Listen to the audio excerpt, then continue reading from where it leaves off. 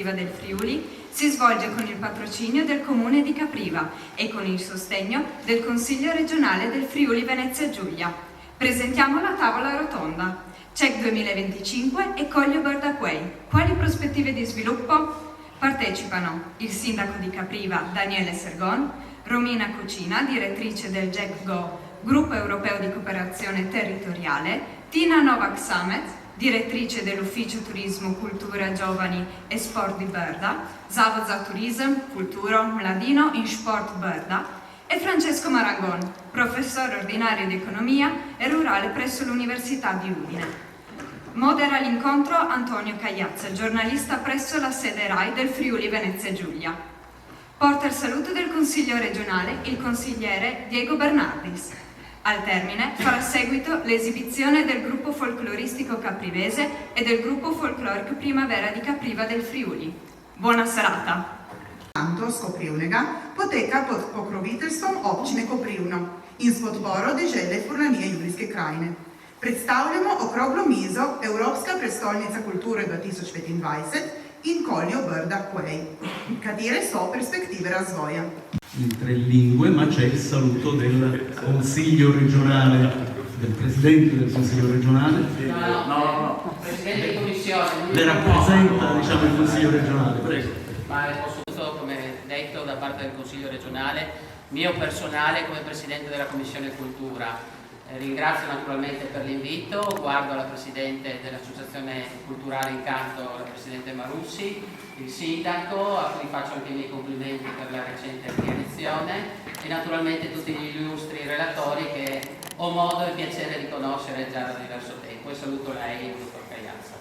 Detto questo, faccio i complimenti perché l'Associazione Incanto probabilmente è una delle prime che realizza col contributo del bando del Consiglio regionale in questo caso, quindi non contributo dettato da bandi di direzioni varie, degli vari assessorati, realizza naturalmente questa iniziativa, naturalmente meritoria e lodevole, dedicando 2 giornate a quella che è la sostenibilità, l'ecosostenibilità sul territorio, abbinato a un discorso naturalmente di valorizzazione con i progetti come quello che ben conosciamo, io e il Sindaco e anche la dottoressa Novak, che era quello di valorizzazione del Collio, magari anche attraverso una proposta di riconoscimento al patrimonio mondiale UNESCO.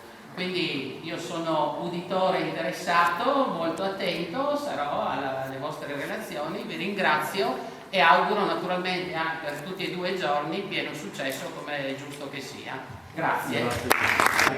Esatto, di adesione. Quindi motivo in più anche per essere contento, insomma, di poter un po' raccontare anche cosa stiamo facendo a Gorizia e raccontarlo qui a Capriva. Detto ciò, la capitale europea della cultura non è ancora arrivata, ma mi sento di dire che ha già innescato comunque dei cambiamenti. Basti pensare, insomma, oggi saluto in 3 lingue. Si parla dell'importanza delle lingue. Vedo l'utilizzo, ad esempio, dello sloveno come seconda lingua in tanti contesti dove prima non veniva inserito, se non magari contesti cosiddetti della minoranza, Gorizia, no? Quindi citava il Kulturni Dom, che è un contesto, come dire, facile, perché è un contesto bilingue già di natura. Con la capitale europea della cultura questo bilinguismo, ma anche trilinguismo, comincia ad allargarsi in modo quasi automatico, spontaneo, diciamo. Quindi vuol dire che qualcosa si sta già innescando, si sta cominciando a capire che una parte importante della cultura passa proprio attraverso le lingue.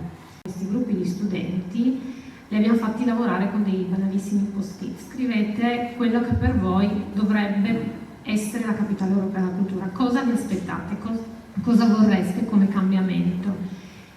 Avevamo circa 100 studenti, ripeto, misti, italiani e sloveni. Tra di loro dialogavano tranquillamente in inglese perché chiaramente è una lingua di veicolo, però l'80% nei post-it ha risposto che vorrebbero l'insegnamento della lingua o italiana o slovena nelle loro scuole. L'innesco di un fuoco, di un qualcosa che poi deve essere destinato a durare. Qual è la sua esperienza? Cosa ci racconta di questo innesco? Ma io devo dire che comunque partiamo dai fondamenti che già abbiamo, quindi dalle cose buone, del valore aggiunto che adesso proprio con questa nomina della capitale europea della cultura magari avranno opportunità di essere presentate, di essere promosse in un altro, magari in un altro modo e anche avere più visibilità. Comunque tutto parte dalla gente anche, no? Gente che ha la mente aperta e che vede un futuro in collaborazione. Quindi diciamo che i progetti molto importanti transfrontalieri già esistevano, no? Con questa, sì, con questa capitale europea della cultura invece sono nati anche nuovi. Ci sono tanti, abbiamo tanto potenziale per sviluppare ancora questa collaborazione, per rafforzare i nostri rapporti, anche per collegare magari nuove entità che prima restavano là, non erano magari così, come si dice, qualche volta mi scappa coinvolte, sì, e che adesso andando avanti e creando nuovi progetti, nuove proposte, nuovi prodotti, anche loro magari verranno coinvolti, come ha detto anche Martina, magari delle scuole, anche università e così via. Intanto è bello sentire la tua voce da vicino, dopo averla sentita tante volte solo in televisione, quindi ti devo ringraziare per essere qui con noi oggi. E prima di rispondere alla domanda devo dire che innanzitutto saluto l'amico Diego Bernardis del Consiglio regionale, e abbiamo una bella occasione perché siamo tra pochi amici, no? Questa sera. Allora questo momento mi piacerebbe che ci portasse anche a delle riflessioni che alle volte magari non facciamo davanti a un alto numero di istituzioni. Stasera possiamo liberarci anche con dei pensieri, diciamo, più larghi. E quindi, passando alla tua domanda, io la ricollego subito proprio alle parole che ho sentito sia da Romina che da Tina, che mi permetto di chiamare per nome, visto insomma anche il rapporto personale che abbiamo sviluppato in questi anni, perché effettivamente le scuole devono avere un ruolo e devono essere coinvolte in questo percorso, proprio per raggiungere quello che diceva Tina, no? Noi dobbiamo far capire alla cittadinanza, alla popolazione di questo territorio, renderli consapevoli di quello che siamo. Cosa migliore, qual è la cosa migliore se non farlo a partire dalle scuole? Un senso di consapevolezza, perché abbiamo un'occasione unica e importantissima, che è quella della capitale europea della cultura, ma per raccontare quello che siamo già così da secoli, e quindi un'occasione unica di dire quello che siamo, e se non saremo in grado di dirlo nelle 3 lingue, ma la lingua poi è identità, è una componente dell'identità di un popolo, ce ne sono altre ma è un'identità forte, perderemo una grossa occasione. Le scuole quindi, e qui è il compito sicuramente degli amministratori locali, chiaramente coadiuvati, insomma, cito ad esempio un suggerimento che ha dato proprio qualche giorno fa l'amico Diego Bernardis, dicendo: bene, perché Capriva e Treffen, da cui sono legati da un gemellaggio, Treffen è una cittadina austriaca della Carinzia, a pochissimi chilometri dal confine che non vogliamo più, ecco, perché non coinvolgerla assieme a già un'altra iniziativa che è quella del gemellaggio tra l'Istituto Comprensivo di Cormons e l'Istituto Comprensivo di Berla.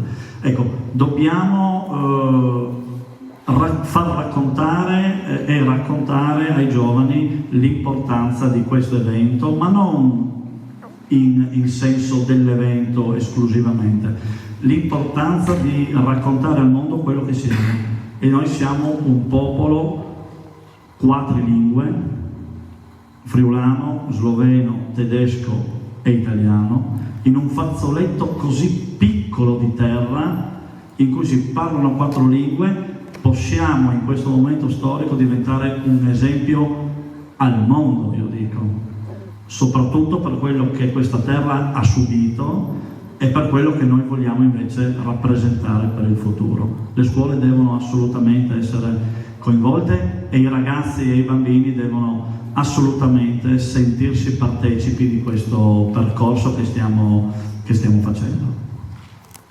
Primo giro, però vorrei anche approfittare della sua sensibilità di docente e quindi della sua sensibilità rispetto ai giovani e poi la sensibilità da caprivese, da uomo del Collio. Quanto sono coinvolti i giovani in questa avventura?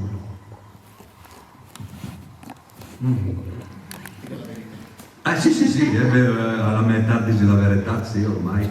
Che bella palestra! A proposito di essere uno di qui, no? Che bello, non ero venuto dentro dopo la ristrutturazione. Si potrebbe fare molto di più, ovviamente, no? È chiaro che ci sono degli sforzi e delle iniziative che ho sentito e che sono molto interessanti. Lo scotch, io ti dico sotto, sì, per cos'è, su. Lo scotch. È andata al microfono col scotch. Che il di Capriva, no? Si stacca ovviamente, che avevi dato. Grazie.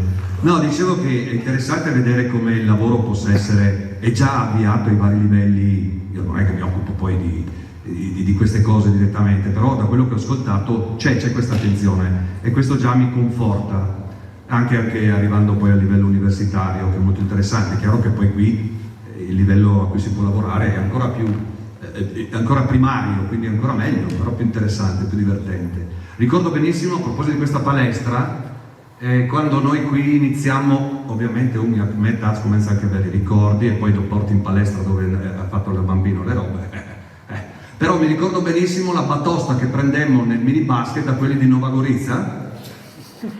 Noi avevamo la maglietta dell'US Capri, tutta bella, tutti uguali, ho le foto, canottiera Nova Gorizia, canottiera quelle a righe bianche, il numero col scotch attaccato, non si andava 300 a 0. Bene, quindi c'è una storia che noi portiamo dietro di collaborazione anche a quel livello, solo che per le vicende, io sono un boomer, sono nato negli anni 60, quindi ho vissuto quel momento in cui, che lui non ha vissuto, ne ha sentito parlare, è il momento in cui c'era la cortina di ferro, anche se in versione light, come l'abbiamo sempre chiamata, però ricordiamoci, qui c'era la cortina di ferro, a pochi chilometri da qui.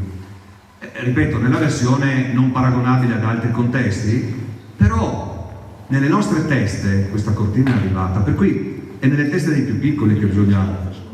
il graniciero faceva paura. Ho partecipato non tanto tempo fa a un dibattito a Udine di un progetto che vogliono, la rinaturalizzazione del Friuli Venezia Giulia, ogni tanto mi chiamano queste cose strane. E ho portato proprio l'esempio di questa cosa qui. E fra i presenti c'era Giorgio Cavallo, che forse qualcuno conosce, politico di lunga, che è della zona qua, no? Perché ho fatto la stessa battuta, ho parlato della ex cortina di ferro, eccetera, che però da noi era light. Mi è venuto vicino e mi ha detto: ma sei visto che light? Io avevo una paura bestia dei graniciari, col cappotto che stavano lì sul confine. C'erano, guarda, so che non si ti ricorda. Ti ricordi? Vabbè, E adesso abbiamo un progetto che pochi giorni fa è stato presentato, e c'era anche Tina, ti ho visto in foto nella notizia del Goriziano, in cui la casermetta della dogana slovena è un bar. Grandiosa queste cose. Questa è la ripresa è un'economia circolare, a proposito di economista, io mi occupo di queste cose, è un ripensamento in termini economici di una cosa, ma non è il fatto che uso un edificio per un'altra funzione, è il messaggio simbolico che dai a questa cosa. È molto interessante. Per esempio, ecco una cosa, non sto rispondendo sui giovani, vado a ruota libera, tanto hai detto che possiamo parlare come vogliamo. È una cosa che dovremmo fare, ma in maniera sistematica, ma la sistematicità ci manca. Facciamo delle belle fiammate, facciamo delle belle cose spot, perché magari abbiamo le milionate di euro che ci permettono di farle negli ultimi tempi, ma ci manca sistematicità e visione di medio-lungo periodo, ma non voglio anticipare cose che andremo a dire più avanti.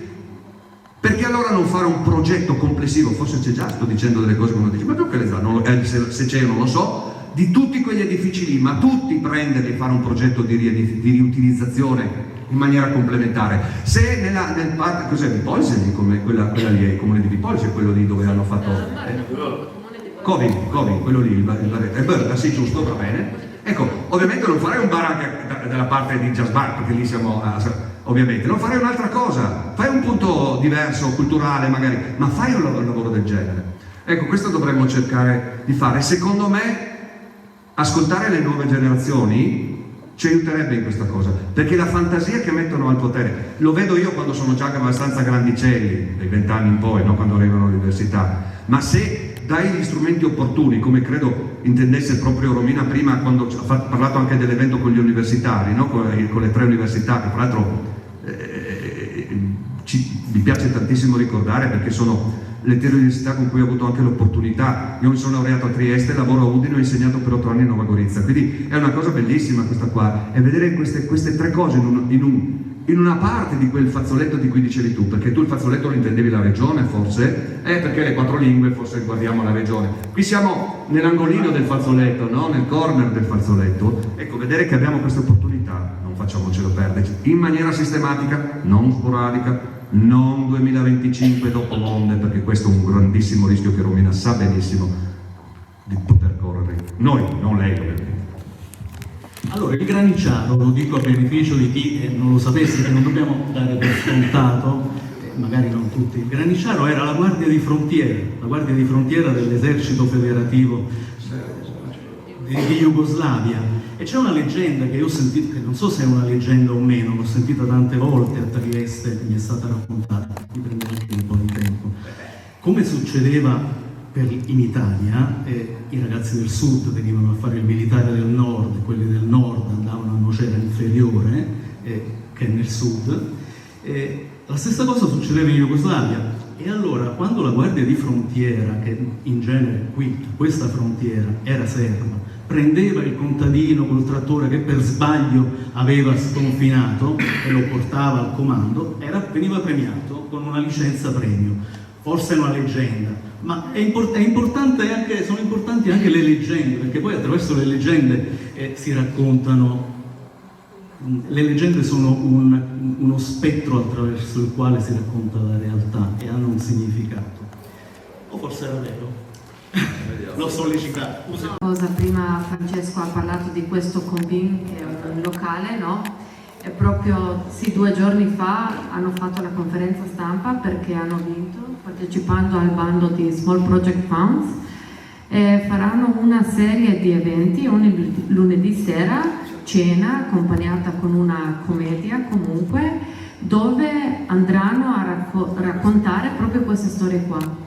Quindi storie di confine, di contrabbando, di come si viveva, no? Come la gente di Brda e la gente della ex Jugoslavia portava a vendere delle cose tipo agricole, altre anche la grappa in Italia, a comprare jeans, caffè e altre cose, no? Sì. E devo dire un'altra cosa, che questo sì succedeva negli anni 70, anni 80 di più, no? Però è successo anche durante il Covid. Non ci dimentichiamo, perché comunque il confine era chiuso e noi che siamo abituati a vivere qua, a passare, comunque a vivere questo territorio come un territorio unico, a un certo punto tutto si fermava, no? Perciò la storia magari in un altro momento, in un altro modo, può anche tornare. Cosa si aspetta che fra 5 o 10 anni resterà di questa avventura che già adesso è entusiasmante, e questo entusiasmo lo stiamo già sentendo stasera qui, in queste poche parole. Cosa vorrebbe che restasse, cosa auspica che restasse tra 10 anni di questa avventura di Gorizia, di Go 2025? Direi era fra le righe di quello che volevo dire prima, allora lo dico adesso, e cioè la capacità di mantenere, non in maniera appunto mirata ad un evento clamoroso come questo, la capacità di usare questo metodo di collaborazione transfrontaliera come una cosa normale con cui noi lavoriamo su questo territorio. Qual è però il problema? Che è un problema che riguarda anche alcuni aspetti della sola parte italiana, forse più che di quella slovena per certe questioni anche amministrative. Cioè che ci manca, posso usare la parola governance a questo punto? È una parola, infatti però ci eravamo sentiti un po' prima, no? Se no sembra che quindi certe cose sto chiedendo se posso già dirle adesso, vabbè. Si usa sta parola inglese, però vuol dire la capacità di mettere in piedi un modo, poi non ce n'è uno solo, per portare avanti questi progetti, la loro gestione nel tempo.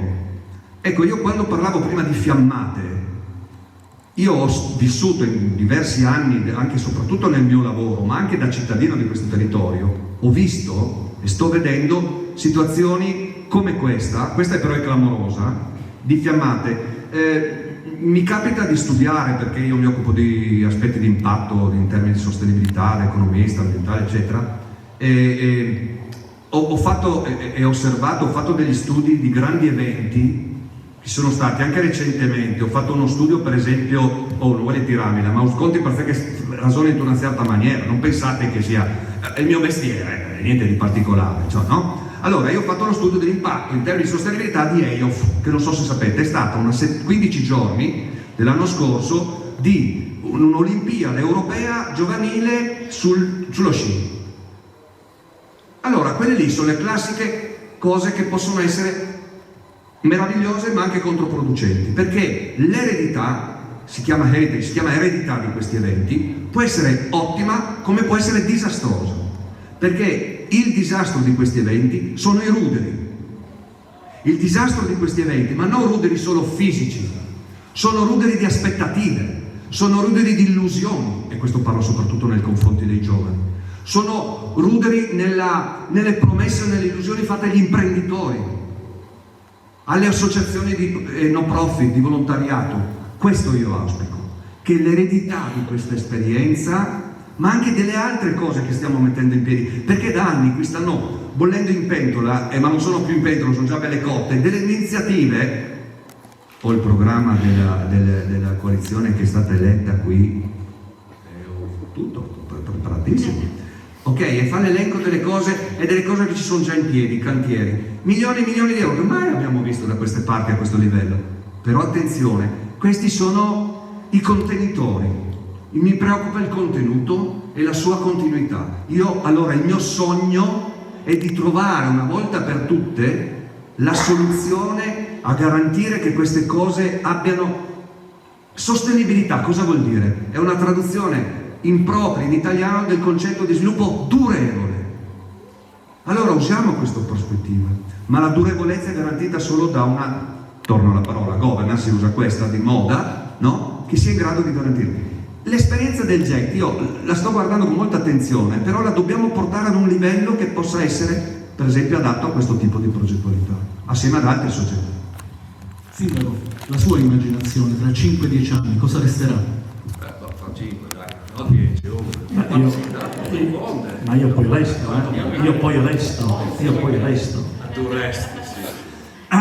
Francesco secondo me ha toccato quello che in questi ultimi anni io credo che gli amministratori locali sentano forte in questo percorso che stiamo facendo, cioè quello che resti qualcosa di durevole, e uso la parola concreto, che è una parola forse grezza nella frase, ma è per far capire qualcosa che poi resti realmente, concretamente. Ha citato anche insomma, delle ottime occasioni che la Regione sta mettendo su questo territorio, e la cosa più importante è appunto quel contenuto interno. Quel contenuto interno di queste strutture, di questi investimenti, deve lasciare qualcosa ai giovani che sia a livello di economico.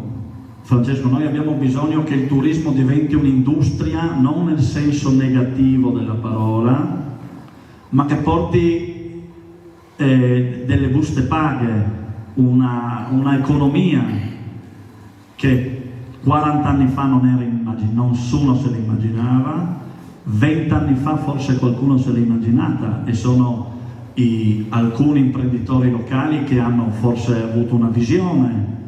Mario Schioppetto, quando ha messo il vino nella bottiglia e gli ha messo un'etichetta a Capriva del Friuli, l'ho fatto a Capriva, in regione lo prendevano quasi per matto, il vino era autoconsumo e il vino andava nella osteria Udine al massimo in botte.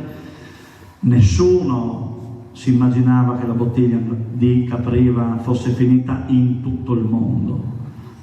Oggi noi dobbiamo avere questa visione, riempire di contenuti questo territorio. La cosa più bella che c'è è quella di un turismo sostenibile che io già vedo, perché io da caprivese il sabato e la domenica faccio un giro per Börda, Dolegna del Coglio, Cormons, e mi innamoro ogni volta che lo faccio e penso a qualsiasi turista del mondo deve poter venire qui e assaporare e capire quello che noi siamo. Quindi mi allaccio alle parole di Francesco, noi dobbiamo avere una governance. Bisogna dire che veramente, Tina, lo hai detto prima e lo voglio ribadire, tanto abbiamo fatto, e il fatto che oggi un amministratore sindaco di Capriva in qualsiasi evento o iniziativa turistica si ricordi sempre di sentire il comune di Börda, credo che sia già una grandissima cosa. Allora questa sinergia di queste comunità, perché noi siamo anche un territorio ricchissimo perché abbiamo delle comunità, ed è un altro valore aggiunto che questo territorio può mettere in questa partita. Sono convinto, finisco e concludo, perché lo dicevo già qualche anno, quindi ormai non sono più 10, dicevo, se noi fra 10 anni, visto le occasioni che abbiamo, ci giriamo e non abbiamo lasciato quello che stiamo dicendo, allora saremo sconfitti e avremo perso un'occasione probabilmente che non sapremo quando ritornerà. Allora noi adesso ci giriamo, abbiamo fatto un piccolo percorso, secondo me lo stiamo facendo bene, poi sento di tutto, di più, il Jack sta lavorando bene, è un territorio anche che ricordo che non parte da grandi esperienze, e quindi è un territorio che è anche vergine. Noi dobbiamo girarci fra 8 anni, meno 2, fra 8 anni, e aver visto che abbiamo dato tutto quello che potevamo dare, e lo abbiamo dato insieme. Allora io sono convinto che questa gente che abbiamo, se lo fa insieme, sono convinto che non potrà che essere un successo, però dobbiamo sforzarci di farlo insieme. Tanto già abbiamo fatto, però secondo me dobbiamo porci un obiettivo. Se adesso parliamo che il nostro territorio unico è un grande potenziale per noi, dobbiamo avere in mente che in un futuro, fra 5 o 10 anni, veramente anche sapremo collaborare e vivere questo territorio come un territorio unico transfrontaliero.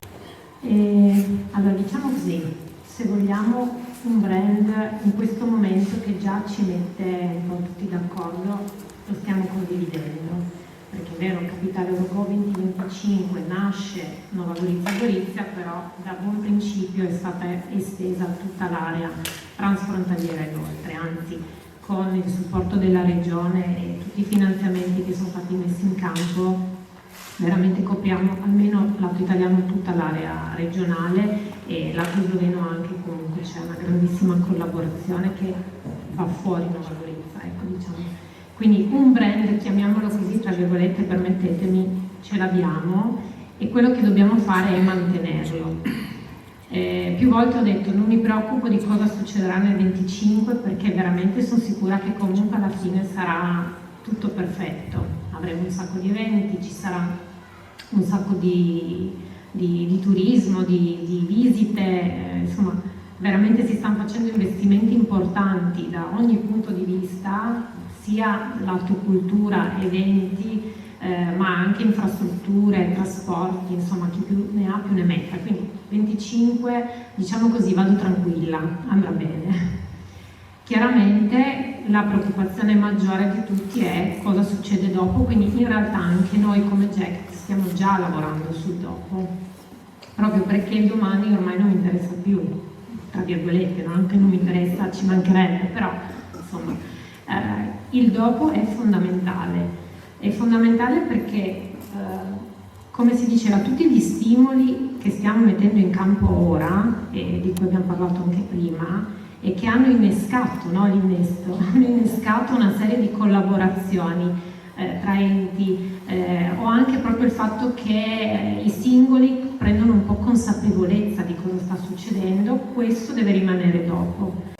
Ma io penso, ho già citato il caso del GECT, perché lo faccio emergere? Perché ha una configurazione istituzionale che non è italiana, non è slovena, ma è europea.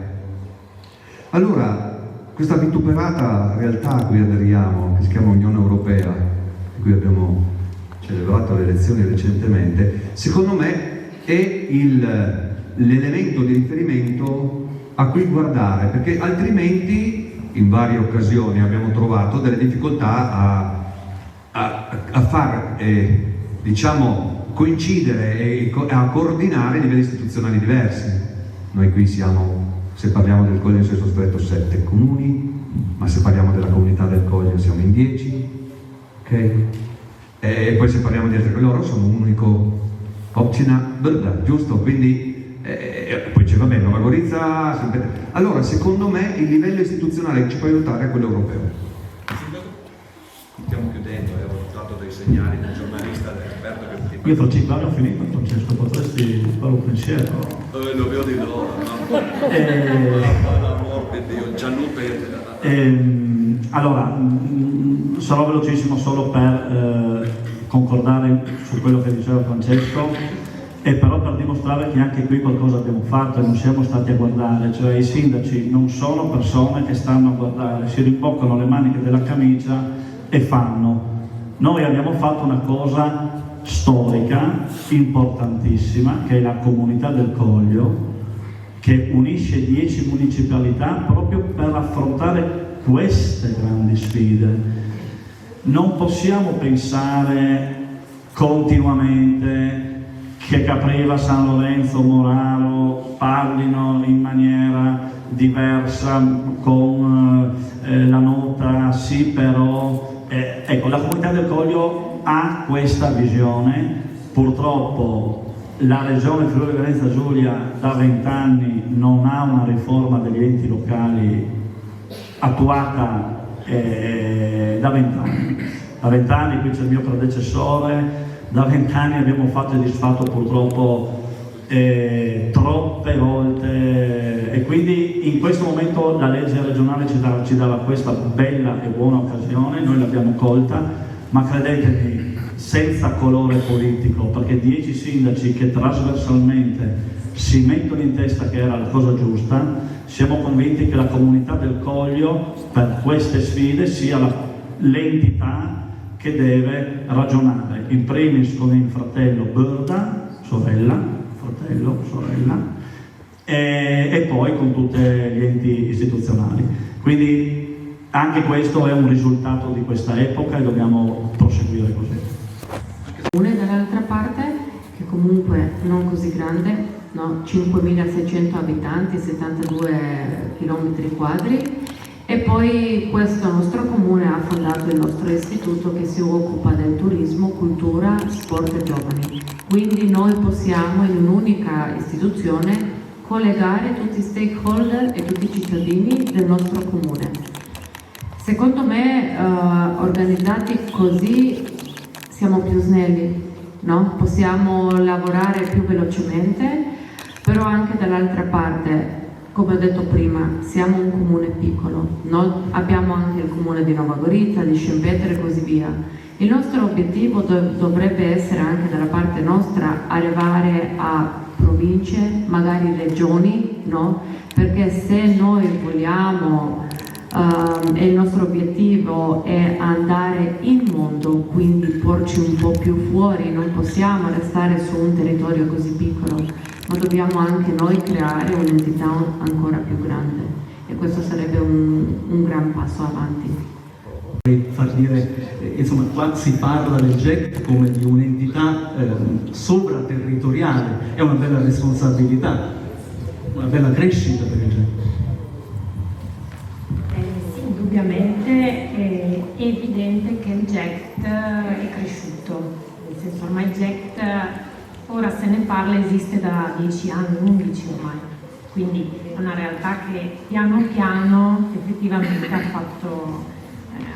fatto le sue esperienze e adesso si è effettivamente consolidato.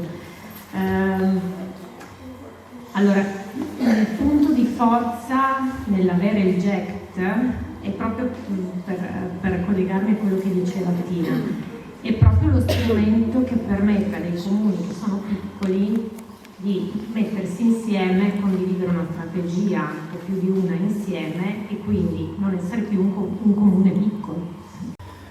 Allora, Romina ha detto braccio operativo e dietro un braccio operativo non può che esserci un indirizzo politico. Però ecco, il riferimento potrebbe essere alle istituzioni, invece il riferimento è alle società, ai giovani e non solo ai giovani, alle società, l'indirizzo politico lo facciamo noi. Dobbiamo essere noi a superare i campanili, gli steccati, i confini tra un comune e l'altro, tra Moraro e Capriva o Farra. Dobbiamo essere noi, le società di questi posti, a sentirci tutti uniti, di qua e di là, Colli e Bird. È in mano a noi veramente e a voi il futuro di questa avventura. Ma il sindaco ha detto una cosa concreta, dobbiamo stringere una parola concreta parlando di sviluppo, cioè il turismo. Però, professor Marangon, qual è il limite dello sviluppo turistico? Cioè fino a che punto ce lo possiamo, ve lo potete permettere lo sviluppo turistico? E poi, per lei, ma anche per il sindaco, di quale turismo parliamo? Il turismo dei ricchi o un turismo democratico? Un turismo in cui tutti, anche la fascia media, ed oggi la fascia media è quella veramente con pochi soldi, può venire qui a passare 3 notti e assaporare i vostri bianchi. Che turismo, quanto turismo e che turismo volete? Perché lo sviluppo è anche questo, poi concretamente. Ecco, questa era la parte che non avevamo concordato. Ah sì, vabbè. No, un turismo che deve essere compatibile con la dotazione di risorse che abbiamo, perché non so se avete presente, ci sono situazioni in cui il turismo funziona molto bene in maniera rapidissima e distrugge l'elemento per cui è nato. Conoscete la situazione del lago di Braies? Lago di Braies in Alto Adige, con una TV movie. Siccome se ne girano diverse ultimamente anche dalle nostre parti, non vorrei mai che mi arrivi l'effetto Braies in Berdacoglio. Cosa vuol dire? Si chiama overtourism, esagerazione del turismo. Allora, è vero, questo è un grosso problema, come parliamo di turismo come di altri fenomeni, ma siccome parliamo di questo, a cui noi stiamo guardando in maniera interessante, però anche questo ha bisogno di gestione, c'è un brand, ha bisogno di essere pensato, di sapere a chi ci rivolgiamo. Ma non necessariamente un turismo di elite, perché no. A parte che tu puoi fare turismi di vari livelli sullo stesso territorio, c'è un certo tipo di destinazione turistica può avere vari livelli, no? Può essere vissuto a vari livelli, senza essere elitario o per solo redditi elevati. Quindi quello non è una questione. Il mio problema è solo che sia compatibile, fa un effetto imprevisto. No. Poi fra l'altro se gli fai fare un'esperienza come ho fatto in alcune occasioni io, guarda che siamo in Slovenia, non si sono assolutamente accorti di questo elemento. Questo scatena delle emozioni incredibili. Anche la domanda. Allora, sostenibilità, torna questa parola, però adesso non coniugata al turismo, ma coniugata alla produzione agricola, perché anche questo fa lo sviluppo, anche questo fa l'economia, fa il reddito. La produzione agricola, quanto i produttori, le aziende, le cantine, i titolari, i gestori, quanto sono immersi nella cultura della tutela dell'ambiente, quanto la produzione può ancora crescere e crescere in maniera sostenibile, quanto potete sostenere ancora la crescita. Allora, oggi come oggi parlare da noi di produzione agricola significa per certi versi anche questa, qualcuno la definisce anche preoccupante monocultura, cioè del fatto della produzione di vino, anche se per esempio il modello Brda ci insegna che invece una certa diversificazione, che risale fra l'altro a epoche storiche che anche noi avevamo, ciliegie citate poco fa, ma anche l'ulivo, su progetti transfrontalieri su cui abbiamo lavorato. Di fatto la viticoltura che abbiamo, a mio avviso, dal punto di vista anche delle superfici utilizzabili, credo sia arrivata a quelle che sono le dimensioni più o meno, perché altrimenti vuol dire che loro devono autorizzare o trovare. Ma sì, cioè no, perché se no anche qui, come parlavamo di turismo, facciamo un consumo, cioè tagliamo il ramo su cui siamo seduti, non so come dirlo. Ecco, questo può essere una questione, ecco, qui non siamo in quel contesto, e questa è un'altra delle cose che vengono apprezzate. Su questa domanda faccio due esempi, perché ritengo anche che i vignaioli non debbano essere accusati così senza. Credo che ci sia consapevolezza e ci sia stato anche un cambio anche nella categoria degli imprenditori agricoli. È sbagliatissimo dire con due compagni, le un pesi che l'altro. Non è vero. Chiaramente, primi anni 2000, mi ricordo benissimo da consigliere comunale, non demmo la possibilità di fare 2 ettari di vigna, giusto.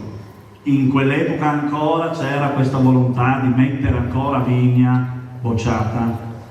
2009 chiedo di togliere 4 filari sul Coglio, nella zona più bella che secondo me esiste sul Coglio, cioè tra Spessa, Rossez e Bodignac, per fare un pezzo di pista ciclabile autorizzato. Allora vedete che non è vero, che ci vuole una maturità, come sempre nelle cose ci sono poi persone, però credo che insomma anche l'imprenditore vitivinicolo stia andando verso quello che è il suo nuovo ruolo, che possa essere anche da custode.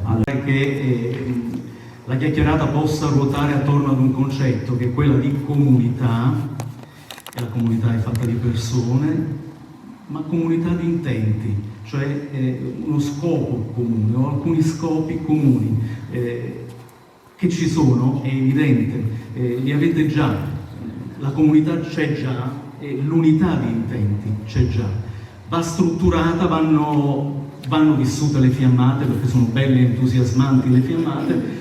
Bisogna cercare di dare una sistematicità che non è proprio il meglio della capacità italiana, dare la sistematicità, ma magari possiamo copiare dai nostri vicini, dal patrimonio dei nostri vicini, dare una sistematicità alle fiammate, cioè all'entusiasmo da caminetto, facendo vivere questo entusiasmo soprattutto ai giovani della comunità, perché sono loro che lo porteranno avanti e tra 10 anni camminerà sulle loro gambe. O ci riusciamo a trasmettere il testimone e tra 10 anni vedremo ciò che Gorizia Go2025 ha lasciato, o altrimenti non ce l'abbiamo fatta. Dipende tutto da quanto riusciamo a mettere nelle mani dei giovani il testimone di quello che sta avvenendo in questi mesi, sta già avvenendo. Grazie per essere stati con noi.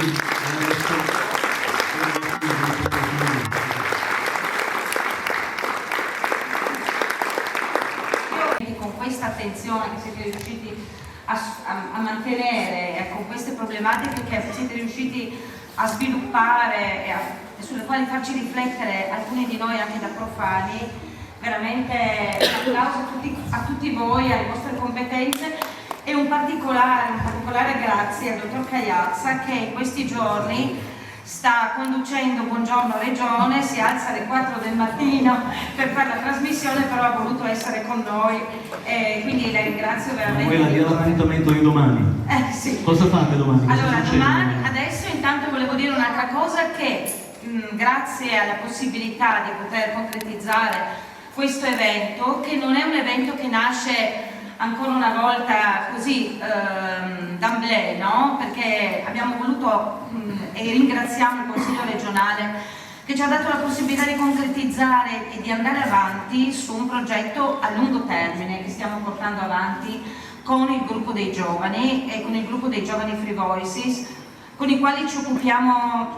Abbiamo voluto creare questo progetto sulla sostenibilità, tradurlo in un evento culturale che continuamente evolve, matura, si sviluppa e cambia poi nel tempo, e che si chiama appunto Noi siamo il tempo, e nel quale siamo riusciti a coinvolgere scrittori, coreografi, cantanti, musicisti, strumentisti. Ma una cosa bella di questo evento, di queste 2 giornate, è che finalmente siamo riusciti a creare una sinergia forte nelle associazioni del paese. Infatti stasera avete la possibilità di poter vedere un'altra eccellenza di questa comunità, che non sono solo i Free Voices che saranno qua con noi domani, con i quali domani sera faremo il concerto, ma che sono i gruppi folcloristici di questa comunità, il gruppo folcloristico caprivese, il gruppo folclorico Primavera. Ancora una volta un gruppo di adulti che riesce a creare una comunità di giovani, di ragazzi che portano avanti le nostre tradizioni e la nostra cultura, e quindi che racconta del nostro territorio. Grazie mille, adesso proprio i ragazzi vi faranno un piccolo omaggio, indovinate di cosa, visto che parliamo della nostra terra, e ancora grazie di cuore a voi e al lavoro che portate avanti e di cui ci avete fatto partecipi. Grazie mille.